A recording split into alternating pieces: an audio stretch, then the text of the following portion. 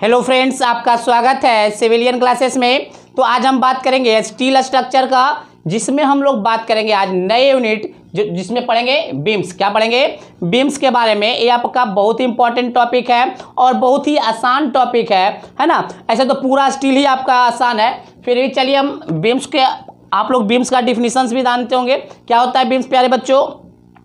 Beams क्या होता है तो आप लोग पढ़े होंगे बहुत पहले, मतलब आप सोम में भी पढ़े होंगे, उसके पहले आप कंस्ट्रक्शन में भी पढ़े होंगे बीम्स का डिफिनीशन। तो बीम क्या होता है? Beam is a horizontal member. Beam कैसा मेंबर होता है? एक हॉरिजॉन्टल मेंबर होता है जो क्या रेसिस्ट करता है? ट्रांसवर्स लोड को रेसिस्ट करता है। तो हम क्या बोलेंगे? बीम्स का डिफिनीशन क्या देंगे? बीम इज डिफाइंड एज, या ऐसे सीधा लिखते हैं, beam is horizontal member, beam is horizontal member which resist the lateral load, या lateral या ट्रांसवर्स लोड, lateral या ट्रांसवर्स लोड। क्या बोले प्यारे बच्चों? बीम एक हॉरिजॉन्टल मेंबर है जो क्या करता है? लैटरल या ट्रांसवर्स लोड को रेसिस्ट करता है। जैसे प्यारे बच्चों, ट्रांसवर्स लोड करने का मतलब क्या है? मान लीजिए ये आपका कोई बीम है जो कि सिंपली सपोर्टेड है ना।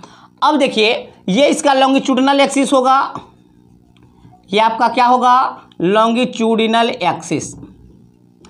अब इस लॉन्गिट्यूडिनल एक्सिस के परपेंडिकुलर जो भी लोड लगेगा उसको हम लोग कहेंगे लैटरल लोड। क्या हमने बोला? इस लॉन्गिट्यूडिनल एक्सिस के परपेंडिकुलर जो भी फोर्स लगेगा उसको क्या बोलेंगे? Lateral load. तो बीम्स पे हमेशा लॉन्गिट्यूडिनल एक्सिस के परपेंडिकुलर ही लोड लगता है। जैसे देखिए प्यारे बच्चों, मान लेते हैं ये आपका लोड है P1 P2, तो आप देख रहे होंगे कि ये आपका लॉन्गिट्यूडिनल एक्सिस के परपेंडिकुलर डायरेक्शन में लोड लगता है। तो आपका क्या बोले? बीम्स क्या है? एक हॉरिजॉन्टल मेंबर है जो ट्रांसवर्स लोड को रेसिस्ट करता है। तो चलिए प्यारे बच्चों, इस डिफिनीशंस को लिखिए, इस फिगर को आप लोग ड्रॉ कर लीजिए। हम पढ़ेंगे कुछ इंपॉर्टेंट डिफिनीशंस के बारे में, है ना। तो पहले आप इसको नोट डाउन कर लीजिए।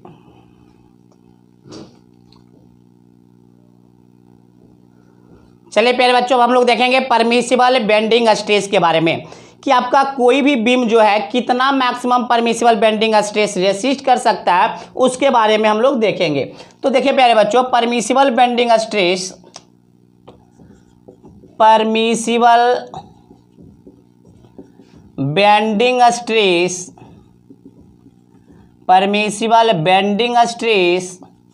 Of any beam is calculated by following formula।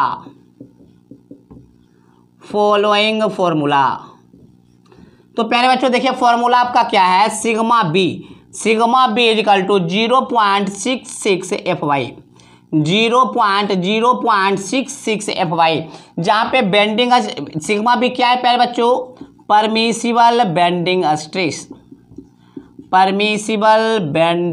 Stress.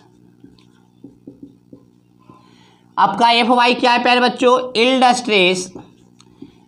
Stress of steel. Generally कौन सा ग्रेड का स्टील हम लोग लेते हैं प्यारे बच्चों? तो Fe 250। तो FY क्या हो जाएगा? FY equal to 250 megapascal. तो देखिए प्यारे बच्चों, किसी भी बीम्स का अगर परमिसिबल बेंडिंग स्ट्रेस आप निकालना चाहते हैं तो आप फॉर्मूला यूज कर सकते हैं, sigma b equal to 0.66 FY। बात समझ में आ गया? तो चलिए अब हम लोग देखेंगे effective length of column, effective length of beam.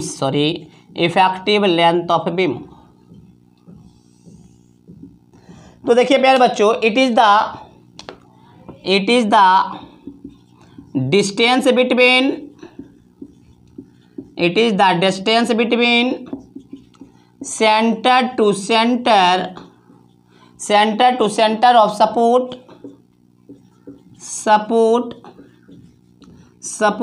of beam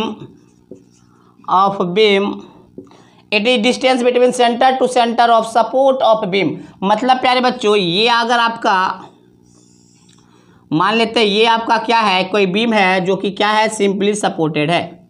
कैसा है, सिंपली सपोर्टेड, जिसका क्लियर स्पैन जो है, जिसका क्लियर स्पैन स्मॉल एल है, inner to inner. Clear span inner to inner of the support बोलते हैं, और इफेक्टिव लेंथ क्या बोलते हैं प्यारे बच्चों, centre to centre of support. ये आपका क्या कहलाएगा, इफेक्टिव लेंथ। तो आप बोल सकते हैं क्या प्यारे बच्चों, इफेक्टिव लेंथ जो एल इफेक्टिव होगा वो clear span plus width of support होगा, विड्थ ऑफ सपोर्ट होगा। कैसे, तो देखिए प्यारे बच्चों, L effective clear span plus आधा विड्थ प्लस आधा विड्थ मिलकर क्या हो जाएगा, विड्थ ऑफ सपोर्ट। तो याद रखिएगा एल इफेक्टिव क्या होता है, clear span plus width of support. तो चलिए प्यारे बच्चों, पहले आप इसको नोट डाउन कर लीजिए।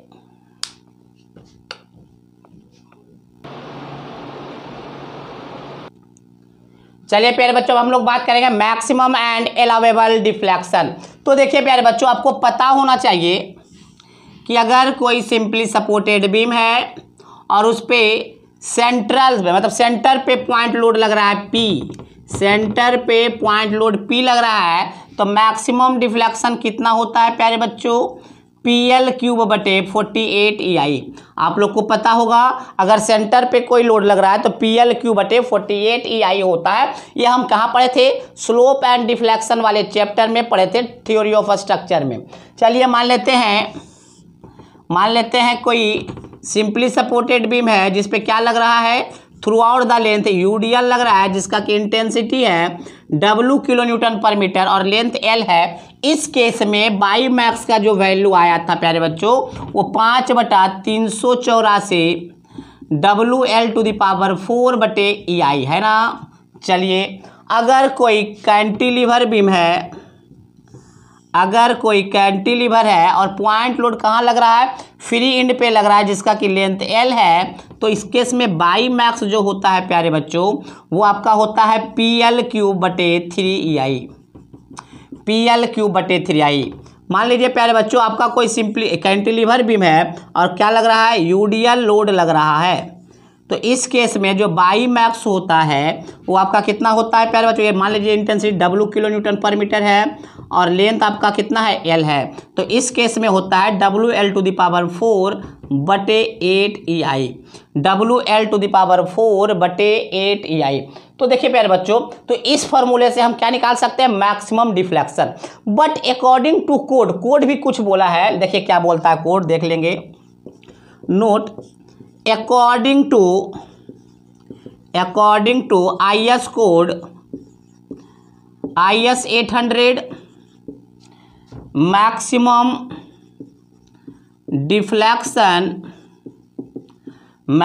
Deflection of steel beam is not greater then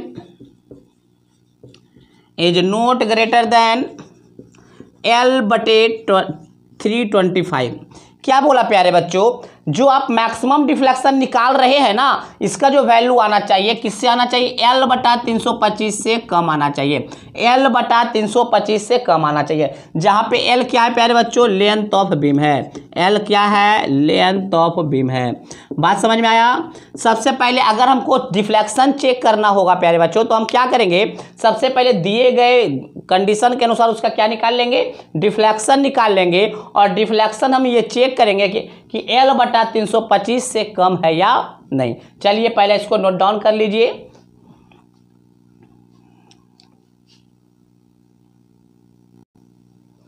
चलिए प्यारे बच्चों, अब देखेंगे लैटरली रिस्ट्रेन्ड बीम।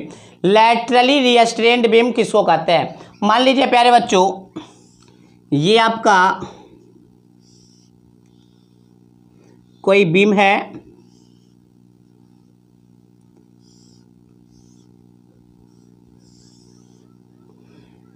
बीम में क्या होगा प्यारे बच्चों, ये आपका न्यूट्रल एक्सिस है, और न्यूट्रल एक्सिस के ऊपर क्या होगा, कॉम्प्रेशन जोन,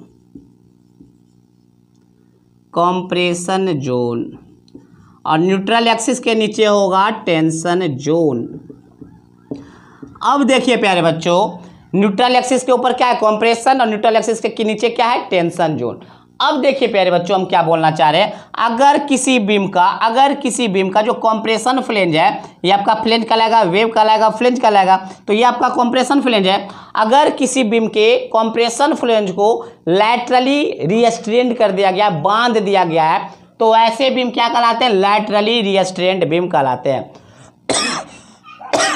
सॉरी, देखिए व्हेन, या ऐसे लिख सकते हैं, क्या इस तरह से भी लिख सकते हैं, a beam is said to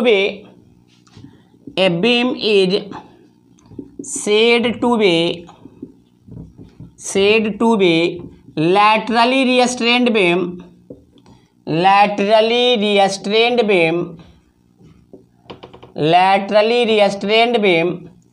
when its compression flange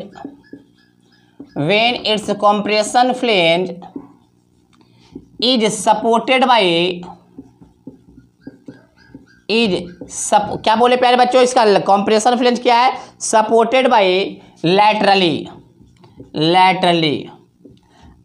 that means no movement in lateral direction। क्या बोले प्यारे बच्चों, a beam is said to be laterally restrained beam, कोई बीम लैटरली रिस्ट्रेंड बीम कहलाएगा कब, जब when its compression flange is supported by, जब उसका जो कंप्रेशन फ्लेंज होगा वो सपोर्टेड होगा लैटरली इसको बांध दिया गया है ना, लैटरली क्या गया है, बांध दिया गया है। That means no movement in lateral direction, इसका मतलब क्या है कि लैटरल डायरेक्शन में इसका मूवमेंट नहीं हो सकता है, तो ऐसा ही बीम कहलाएगा लैटरली रिस्ट्रेंड बीम। और हमारे सिलेबस में भी पढ़ना है, डिजाइन जो पढ़ेंगे वो लैटरली रिस्ट्रेंड बीम के बारे में ही पढ़ेंगे। तो चलिए पहले प्यारे बच्चों इसको नोट डाउन कीजिए। अब हम लोग पढ़ेंगे design step of laterally restrained beam.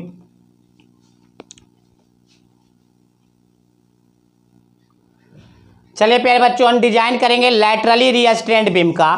तो प्यारे बच्चों डिजाइन में तो कुछ स्टेप्स आएंगे, उसी स्टेप को फॉलो करना है। तो स्टेप नंबर 1, अगर लैटरली रिस्ट्रेंड बीम का आपको डिजाइन आता है तो स्टेप नंबर 1, पहला स्टेप क्या होगा आपका, पहला स्टेप होगा calculate the maximum bending moment and maximum shear force occurs on a beam. सबसे पहला आपको काम होगा प्यारे बच्चों कि बीम पे कितना मैक्सिमम बेंडिंग मोमेंट एंड कितना मैक्सिमम शियर फोर्स डेवलप हो रहा है उसको कैलकुलेट करना, ठीक है ना, उसको कैलकुलेट करना सबसे पहला काम होगा। चलिए दूसरा काम, step number 2, calculate section modulus of beam. अब हम क्या करेंगे प्यारे बच्चों, सेक्शन मॉडुलस को हम लोग कैलकुलेट करेंगे। तो देखिए प्यारे बच्चों हमको पता है कि इक्वेशन m/i बराबर सिग्मा b/बाई, ये इक्वेशन आपको सबको पता है। हमको निकालना है सेक्शन मॉडुलस। तो क्या करेंगे प्यारे बच्चों, सिग्मा b को इधर ले आइए और i को उधर ले जाइए, तो i/बाई क्या कहलाता है, z, यही तो होता है सेक्शन मॉडुलस। तो सेक्शन मॉडुलस क्या हो गया प्यारे बच्चों, m/सिग्मा b। अब देखिए प्यारे बच्चों m तो हम कैलकुलेट कर चुके हैं पहले स्टेप में, पहला स्टेप पे ही हम बेंडिंग मोमेंट कैलकुलेट कर चुके हैं। तो z आपका क्या हो जाएगा, इसको बोलिएगा z रिक्वायर्ड, क्या बोलिएगा, z रिक्वायर्ड। तो m/सिग्मा b का वैल्यू 0.66 fy नहीं पता रहेगा तो क्या बोलेंगे 250। तो देखिए प्यारे बच्चों इस इक्वेशन से हमको क्या निकल जाएगा, z रिक्वायर्ड निकल जाएगा। बात समझ में आया। चलिए step number 3, choose a trial section from a steel table with the help of section modulus। क्या बोले प्यारे बच्चों, हमने क्या बोला कि आपको एक ट्रायल सेक्शन को चूज करना है, कहाँ से, स्टील टेबल से। तो कैसे चूज करेंगे, तो चूज करने का क्राइटेरिया होगा सेक्शन मॉडुलस। जो आपने सेक्शन मॉडुलस निकाला है उस सेक्शन मॉडुलस से बड़ा कोई सेक्शन चूज कर लेना है। कैसे चूज कीजिएगा? जो आपका जेड रिक्वायर्ड है प्यारे बच्चों, उससे बड़ा Z required, sorry Z available जो होना चाहिए वो क्या होना चाहिए? बड़ा है होना चाहिए। किससे? रिक्वायर्ड से। जो आप रिक्वायर्ड निकाले ना उससे कुछ बड़ा नंबर में क्या करना है? बड़े नंबर का सेक्शन मॉडुलस देख के आपको सेक्शन मॉडुलस देख के क्या करना है? बीम को, ट्रायल सेक्शन को चूज करना है। तो बीम के केस में हमेशा जो सेक्शन चूज कीजिएगा वो आई सेक्शन यूज कीजिएगा। किसका? कौन सा सेक्शन? I section. और टेबल में जेड एक्स एक्स भी दिया होगा और जेड बाई बाई भी दिया हुआ रहेगा, तो आप जो लेकर चलेंगे जेड एक्स एक्स को। किसको लेकर चलेंगे? जेड एक्स एक्स को लेकर चलेंगे। बात समझ में आया प्यारे बच्चों? चलिए, बात समझ में इतना आ गया, जेड एक्स एक्स निकल गया। चलिए अब हम स्टेप नंबर 4 देखेंगे। स्टेप नंबर 4 क्या है प्यारे बच्चों? स्टेप नंबर 4 है आपका कि अब हम करेंगे फाइंड द, अब हम लोग क्या करेंगे प्यारे बच्चों? Check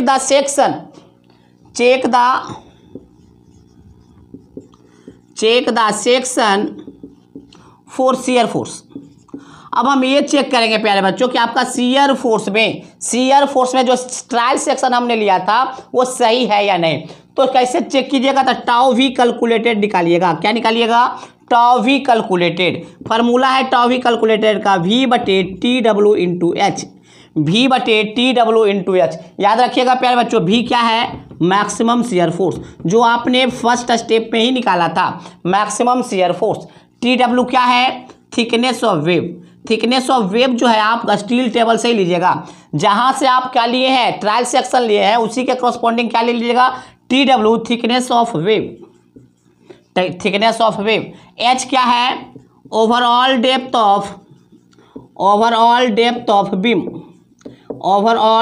of beam.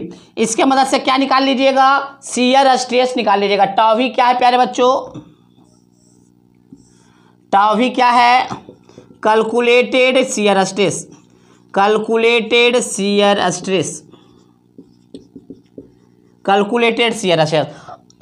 अब देखिए प्यारे बच्चों, हमारा IS कोड जो 800 है वो क्या बोलता है? According to code tau we calculated जो होना चाहिए वो less than equal to 0.4 FY। 0.4 FY का मतलब क्या होगा प्यारे बच्चों? 100 मेगापास्कल। क्योंकि FY का वैल्यू 250 इंटू 0.4, तो ये आपका हो जाएगा 100 मेगापास्कल। तो आप क्या कीजिएगा? टाउ वी का पहले कैलकुलेट कीजिएगा और ये चेक कर लीजिएगा कि 100 मेगापास्कल से कम आ रहा है या नहीं। अगर कम आ रहा है तो सही है, अगर ज़्यादा आ जाएगा 100 से तो समझिए कि वो सेक्शन सूटेबल नहीं है। इसके बाद एक लास्ट स्टेप है, वो क्या है? वो लास्ट स्टेप है। अब उसके बाद एक लास्ट स्टेप है, step number 5, check for deflection. तो प्यारे बच्चों, डिफ्लेक्शन जो चेक करेंगे वो क्वेश्चन की मदद से हम लोग देख लेंगे, है ना। तो लास्ट स्टेप होगा चेक फॉर डिफ्लेक्शन, ठीक है। तो इतने सारे स्टेप को हम फॉलो करते हुए क्या करेंगे? लैटरली रिस्ट्रेंड बीम को डिजाइन करेंगे। तो सबसे पहले आप इसको बढ़िया से अच्छे तरीके से नोट डाउन कीजिए। अब हम इस पर कुछ न्यूमेरिकल्स देखेंगे।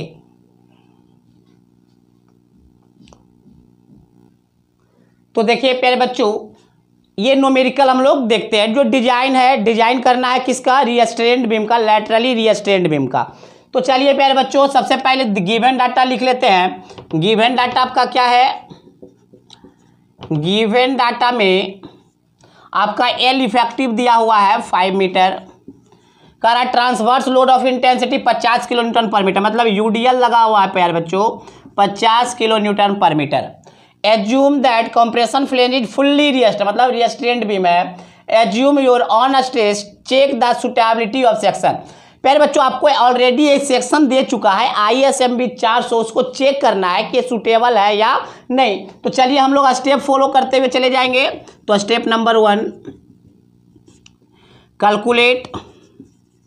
Calculate bending moment and shear force. तो प्यारे बच्चों ये बताइए, यहाँ पे कुछ नहीं लिखा हुआ है कि सिंपली सपोर्टेड बीम है या कैंटिलीवर है। अगर कुछ नहीं लिखा हो रहा था तो सिंपली सपोर्टेड बीम समझते हैं। अगर कोई सिंपली सपोर्टेड बीम पे पूरे लेंथ पे क्या लग रहा है, यूडीएल लग रहा है, तो मैक्सिमम मैक्सिमम बेंडिंग मोमेंट कितना होता है, WL²/8। W दिया हुआ है 50, L का वैल्यू है 5/8। तो जैसे ही आप इसको कैलकुलेट कीजिएगा प्यारे बच्चों, आपको आ जाएगा 156.25 kilo newton metre, 156.25 kilo newton metre. चलिए अब हम शियर फोर्स के बारे में बात करें तो शियर फोर्स इस केस में क्या होगा, WL/2, तो 50 × 5/2, तो ये आपका हो जाएगा 125 किलो न्यूटन, 125 किलो न्यूटन। क्या हो जाएगा, 125 किलो न्यूटन। पहला स्टेप तो यही था, पहला स्टेप आपका क्या था कि bending moment, maximum bending moment and maximum shear force निकालिए। चलिए दूसरा स्टेप जो था प्यारे बच्चों, हम लोग स्टेप को ही फॉलो करेंगे। दूसरा स्टेप क्या था, calculate section modulus, calculate section modulus, calculate section modulus. तो सेक्शन मॉडुलस क्या हो जाएगा प्यारे बच्चों, M/σb, M/σb, M निकल चुका है कितना, 156.25। देखिए ये किलो न्यूटन मीटर में है, तो इसको हमको न्यूटन मिलीमीटर में बदलेंगे तो 10⁶ हो जाएगा। कैसे, किलो न्यूटन को जब न्यूटन में बदलेंगे तो 1000 से मल्टीप्लाई होगा, मीटर जब मिलीमीटर में जाएगा तो फिर 1000 से मल्टीप्लाई होगा, 1000 × 1000 10⁶ हो जाएगा। सिग्मा बी का वैल्यू आपको हो जाएगा 0.66। FY, तो FY कितना है प्यारे बच्चों, 250। जब आप इसको कैलकुलेट कीजिएगा तो आपका जो Z आएगा, Z रिक्वायर्ड जो आएगा 94697, 946,970 आपका मिलीमीटर क्यूब, 946,970 आपको क्या गया, सेक्शन मॉडुलस आ गया।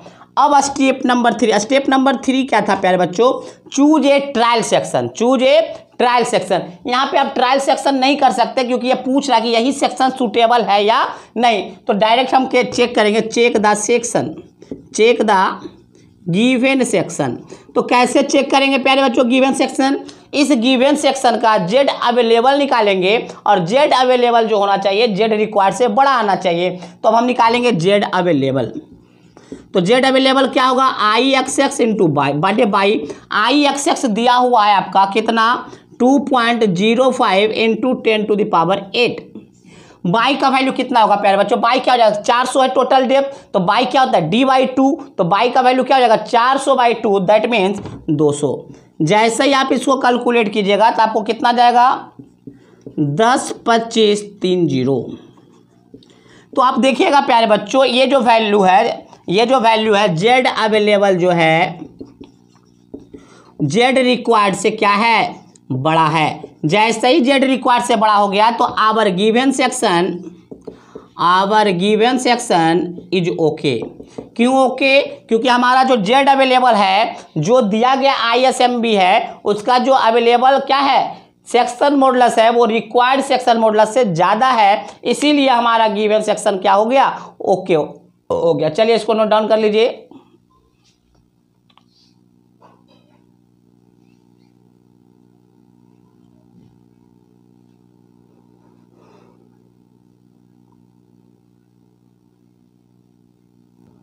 अब हम लोग क्या करेंगे प्यारे बच्चों, नेक्स्ट स्टेप आपका क्या है, नेक्स्ट स्टेप है आपका check for shear stress, check for shear stress, check for shear stress. देखिए प्यारे बच्चों, शियर स्ट्रेस को चेक करना है तो हम लोग क्या करेंगे, पहले क्या बोले थे, टाउ वी निकालेंगे। क्या निकालेंगे, टाउ वी निकालेंगे। टाउ वी कैसे निकलेगा, V/TW × H। तो प्यारे बच्चों हमने भी निकाल चुका था, पहला स्टेप में हमने शियर फोर्स निकाला था, वो आपका कितना था, 125 किलो न्यूटन। तो 125 को किलो न्यूटन को बदल दिए न्यूटन में। TW दिया हुआ है 8.9 mm। H क्या है प्यारे बच्चों, ओवरऑल डेप्थ ऑफ बीम, तो ओवरऑल डेप्थ आपका कितना है 400 mm, तो हमने 400 से क्या किया, भागा दिया। तो TW आप कैलकुलेट कीजिएगा, तो TW आपको आ जाएगा 35.11 मेगापास्कल। तो क्या बोला था, IS कोड के अनुसार चेक कर लेंगे कि आपका जो टाउ वी है वो 0.4 FY से कम है या नहीं। तो देखिए पहले टाउ वी आपका कितना हुआ, 35.11। आपको पता है कि 0.4 FY कितना हो जाएगा, 100। तो 100 से कम है प्यारे बच्चों, दैट मीन्स क्या है, our given section is okay, our given section is okay, our given section is okay. अब क्या करेंगे प्यारे बच्चों, अब लास्ट स्टेप हमारा क्या है, check for deflection, check for deflection. कैसे डिफ्लेक्शन चेक करेंगे प्यारे बच्चों, कुछ नहीं लिखा हुआ तो क्या मानेंगे कि सिंपली सपोर्टेड बीम है, किसी सिंपली सपोर्टेड बीम पे यूडीएल लग रहा है थ्रू आउट द लेंथ, तो मैक्सिमम डिफ्लेक्शन कितना हो जाएगा प्यारे बच्चों, तो बाई मैक्स जो होगा 5/384 WL⁴/EI है ना। चलिए तो इसको हम कैलकुलेट करते हैं, 5/384 इंटू W कितना प्यारे बच्चों, 50 kilo newton metre, 50 kilo newton per metre. हम इसको न्यूटन मिलीमीटर में चेंज करेंगे, तो देखिएगा आप इसको जब चेंज कीजिएगा प्यारे बच्चों, तब देखिएगा 50 न्यूटन पर मिलीमीटर ही आ जाएगा। क्यों, जब आप किलो न्यूटन को न्यूटन में बदलिएगा तो 1000 से मल्टीप्लाई कीजिएगा, जब आप मीटर को मिलीमीटर में बदलिएगा तो भी 1000 से मल्टीप्लाई कीजिएगा, और 1000 इंटू और 1000 क्या हो जाएगा, कैंसिल हो जाएगा, और आपका कितना बचेगा, 50 न्यूटन पर मिलीमीटर स्क्वायर। तो W का वैल्यू कितना हो गया, 50। L कितना दिया हुआ था प्यारे बच्चों, 5 मीटर, तो 5 को क्या कर सकते हैं, 5000 मिलीमीटर 4 बटे ई का वैल्यू दिया हुआ है क्या, कहीं पे यंग्स मॉडुलस दिया हुआ है क्या, नहीं दिया हुआ।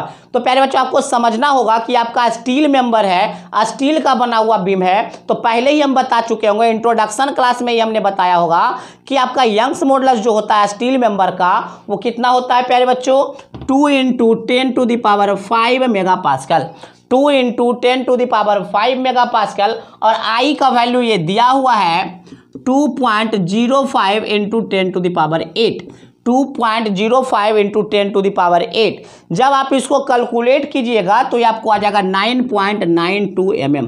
कितना आ जाएगा, 9.92 mm। बात समझ में आ गया। चलिए ये आपका अब हमको क्या करना है, according to IS code, according to IS code हम इसको चेक करेंगे। तो चेक कर लेंगे प्यारे बच्चों, अकॉर्डिंग टू IS कोड,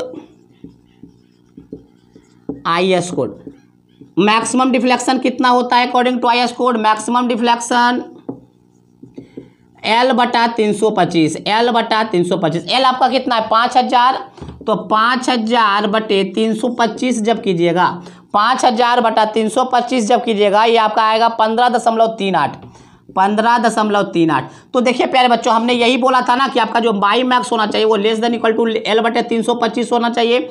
तो बाई मैक्स आपका कितना आ गया था, बाई मैक्स आया था 9.92, जो कि कम है किससे, 15.38 से। इसका मतलब जो हमारा जो बीम है ISMB 400 वो हर केस में सूटेबल हो जा रहा है ना, हर केस में ये सूटेबल है। तो चलिए हम बोल सकते हैं कि our given section is suitable for all criteria, है ना। तो ये आपका क्वेश्चन बन गया, ये आपका डिजाइन हमने करके दिया। चलिए एक और क्वेश्चन देखेंगे, चलिए नोट डाउन कर लीजिए इसको। देखिए प्यारे बच्चों, एक और न्यूमेरिकल देखेंगे, तो ये भी बहुत ही आसान न्यूमेरिकल है, बट फिगर से लग रहा होगा बहुत सारा लोड लगा हुआ है, थोड़ा सा हार्ड है, ऐसा कुछ नहीं है। न्यूमेरिकल में क्या बोल रहा है, एक बीम है जो वुडन फ्लोरिंग से बनाया गया है, वुड से बनाया गया है, जो कि छोटे छोटे टुकड़ों में बटा हुआ, वुडन जॉइस्ट है ना, वुडन जॉइस्ट में बटा हुआ है, जिसका कि स्पेसिंग कितना है, 0.6 मीटर, 0.6 मीटर है ना, सेंटर टू सेंटर। ये load of 12 kilo newton each, और इच लोड कैसा है प्यारे बच्चों, 12 किलो न्यूटन है। The span of the beam is 6 metre, total span length कितना है, 6 मीटर। तो सबसे पहले आपको ये गिवन फिगर भी दिया हुआ है। अब ये बताइए प्यारे बच्चों, 6 मीटर में नंबर ऑफ लोड कितना आएगा, 9 आएगा। क्यों, 1 2 3 4 5 6 7 8 9 लोड आएगा। क्यों, क्योंकि प्यारे बच्चों 6 मीटर है, 6 मीटर को आप जोड़ के देखिएगा, ये गैप आपका 10 आएगा, और 0.6 × 10 कीजिएगा तो आपको टोटल 6 मीटर आ जाएगा, ठीक है ना। तो आपको टोटल लोड कितना है, देखिए 9 है ना, 9 है। इच लोड का वेट कितना है, 12 किलो न्यूटन। तो चलिए हम क्या करेंगे, जब भी डिजाइन आएगा तो जो हम पढ़ाए हैं, जो हमारा जो स्टेप है, उसको छोड़कर आगे पीछे नहीं जाना है, आंख मुनकर उसको ही फॉलो करना है जो हम स्टेप बताए हैं। चलिए हम स्टेप फॉलो करते हैं। पहला स्टेप क्या है प्यारे बच्चों, कौन सा है, calculate bending moment and shear force. पहला स्टेप यही था ना, calculate bending moments and shear force. तो प्यारे बच्चों इसका बेंडिंग मोमेंट कोई बता पाएंगे क्या, देखिए इसका कोई स्टैंडर्ड रिजल्ट नहीं है, इसका कोई स्टैंडर्ड रिजल्ट नहीं है ना, बहुत सारा लोड लगा हुआ है। देखिए सबसे पहले क्या करेंगे, ये देखिए 1 2 3 4, ये देखिए इधर क्या है, इस सेंटर के अबाउट एकदम देखिए तो सिमेट्रिकल होगा, सेंटर के अबाउट देखिए सिमेट्रिकल होगा, मतलब जितना लोड इधर है उतना ही लोड इधर है, स्पेसिंग भी सेम सेम है, तो ये सिमेट्रिकल लोड है। तो बेंडिंग मोमेंट देखिए कैसे निकलेगा, बेंडिंग मोमेंट इक्वल टू, एक साइड का लीजिए पहले, टोटल कितना लोड है प्यारे बच्चों 12, टोटल लोड कितना हो जाएगा देखिए तो टोटल लोड 12 है, मतलब 12 किलो न्यूटन का है, और नंबर ऑफ लोड कितना है 9 है, तो टोटल लोड कितना हो गया 108 किलो न्यूटन, टोटल लोड कितना हो गया 108 kilo Newton.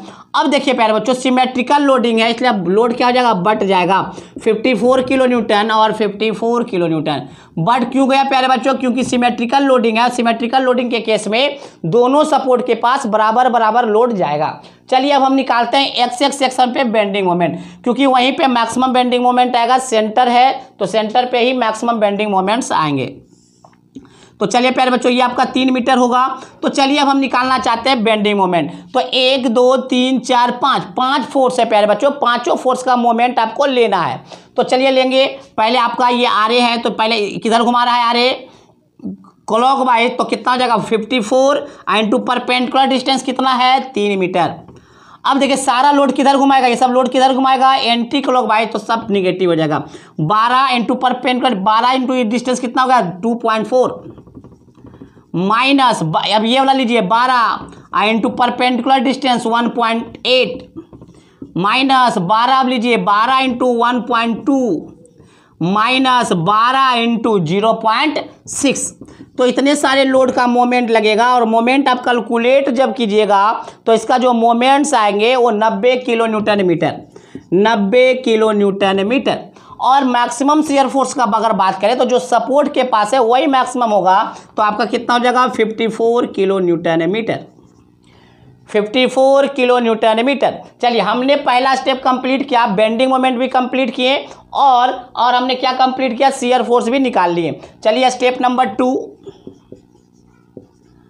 Calculate section modulus, calculate section modulus. तो प्यारे बच्चों सेक्शन मॉडुलस निकालने का फॉर्मूला हमने दिया था, जेड रिक्वायर्ड बराबर m/σb। m हम निकाल चुके हैं, m बेंडिंग मोमेंट कितना है 90 इंटू 10⁶, और सिग्मा भी कितना हो जाएगा 0.66 इंटू FY, और FY का वैल्यू कितना है 250। जब आप इसको कैलकुलेट कीजिएगा तो रिक्वायर्ड जेड जो आएगा वो आपको आ जाएगा 54, मतलब फिर 545454.54 मिलीमीटर क्यूब। बात समझ में आया प्यारे बच्चों, ये हमने जेड रिक्वायर्ड निकाला। अब स्टेप नंबर 3 क्या है प्यारे बच्चों, स्टेप नंबर 3 है कि आपको क्या करना है, ट्रायल सेक्शन चूज करना है। स्टेप नंबर 3 क्या करना है, choose the trial section from steel table. तो प्यारे बच्चों सबसे पहले आप स्टील टेबल खोलिए, स्टील टेबल सब कोई खोलिए सामने। स्टील टेबल खुल गया, जिनके पास स्टील टेबल नहीं है उनको समझ में नहीं आएगा।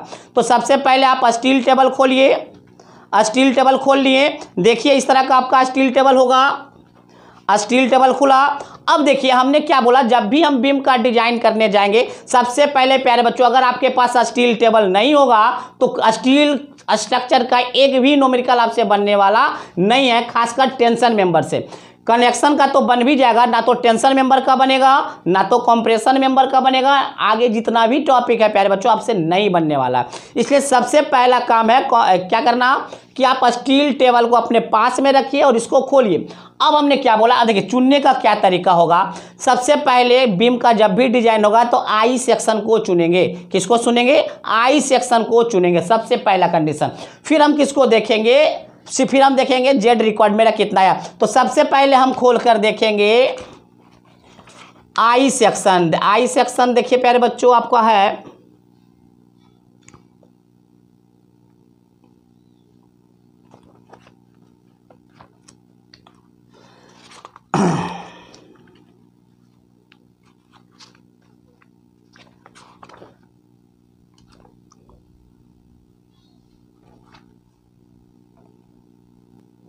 देखिए प्यारे बच्चों आपको इसमें लिखा हुआ होगा रोल्ड स्टील बीम। देखिए अगर आपका सेम अगर स्टील टेबल होगा, अगर आपका सेम स्टील टेबल आपके पास होगा तो आपको ये दिखेगा पेज नंबर 12 में पेज नंबर 12 में आपको दिखेगा rolled steel beams. Page number, अगर ये आपको सेम स्टील टेबल होगा तो, अगर सेम नहीं भी होगा तो कोई दिक्कत नहीं है, आपको खोजना होगा रोल्ड स्टील बीम। क्या खोजना होगा? Rolled steel beam. तो पेज नंबर 12 में जाइएगा। बहुत सारे बच्चों को ये दिक्कत है कि कैसे सर एरिया के मदद से चूज कर लेते हैं। तो एरिया के मदद से भी कैसे चूज करते थे स्टील टेबल के? सबसे पहले जाइए प्यारे बच्चों स्टील टेबल में पेज नंबर 12। अब हमको क्या देखना है? ऐसा सेक्शन चूज करना है जिसका कि सेक्शन मॉडुलस क्या है? 54 मिलीमीटर क्यूब से ज़्यादा है। तो हाँ, आपके स्टील टेबल में जो होगा प्यारे बच्चों, वो जो दिया हुआ रहेगा सेक्शन मॉडुलस, वो सेंटीमीटर क्यूब में दिया हुआ रहेगा। किस में दिया हुआ रहेगा? तो सेंटीमीटर अगर क्यूब अगर इसको करेंगे प्यारे बच्चों तो कितना हो जाएगा? 1 2 3 545.54 सेंटीमीटर क्यूब। तो अब क्या कीजिएगा प्यारे बच्चों? ऐसा बीम चूज कीजिएगा जिसका कि सेक्शन मॉडुलस 545 से ज़्यादा हो, 545 से ज़्यादा हो। तो चलिए प्यारे बच्चों हम लोग 545 से ज़्यादा वाला खोजेंगे। बहुत सारा सेक्शन मिलेगा, ऐसा नहीं कि जो हम चूज कर रहे हैं वही आपको लेना, आपको जो मन करे वो लीजिएगा, बट आपका रिक्वायर्ड सेक्शन से ज़्यादा आना चाहिए। तो चलिए हम लोग देखेंगे।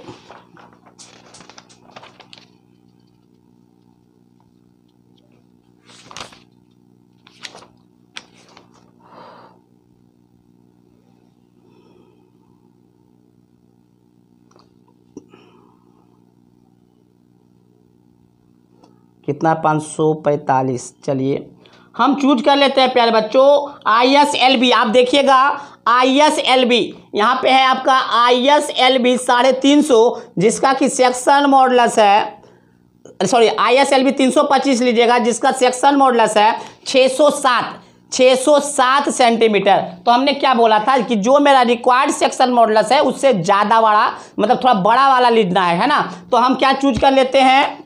Choose ISLB 325 at the rate of 43.1 43.1 kilogram F पर मीटर। तो अब देखिए प्यारे बच्चों हमने क्या किया, इसका ISLB 325 कहाँ से चुने हैं? स्टील टेबल से चुने हैं। किसके मदद से चुने हैं? तो हम जो आप रिक्वायर्ड सेक्शन मॉडुलस निकाले थे उसके मदद से चुने हैं।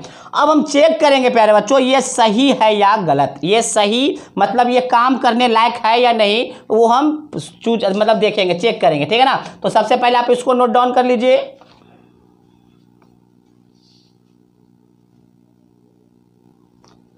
चलिए next step number, check the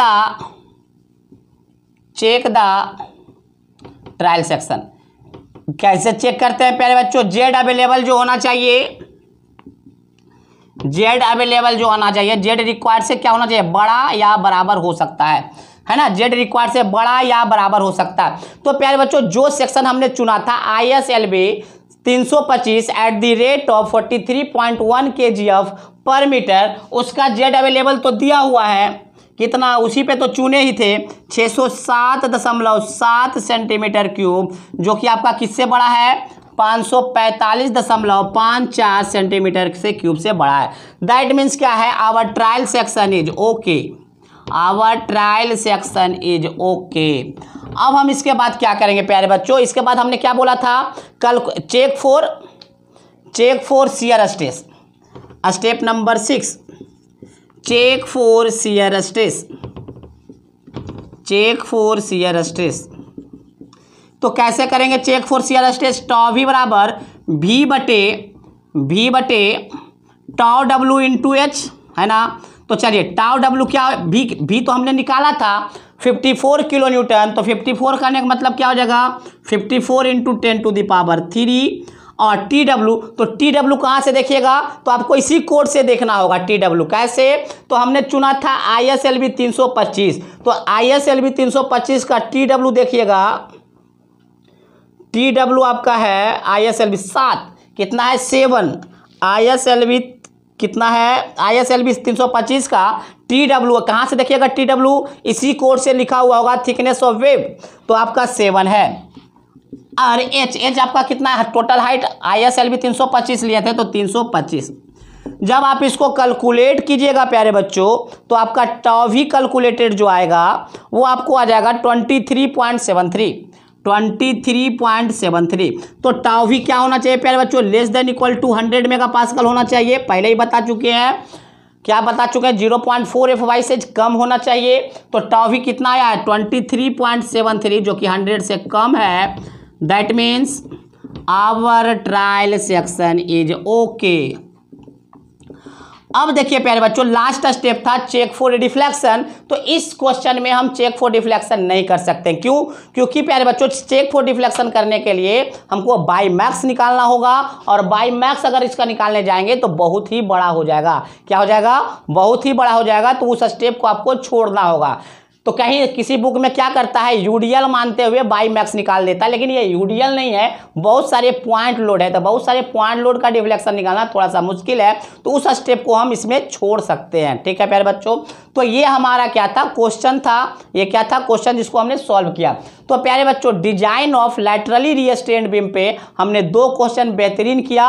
अब अगला लेक्चर हम अगले क्लास में देखेंगे। आज के लिए बस आप इतना ही।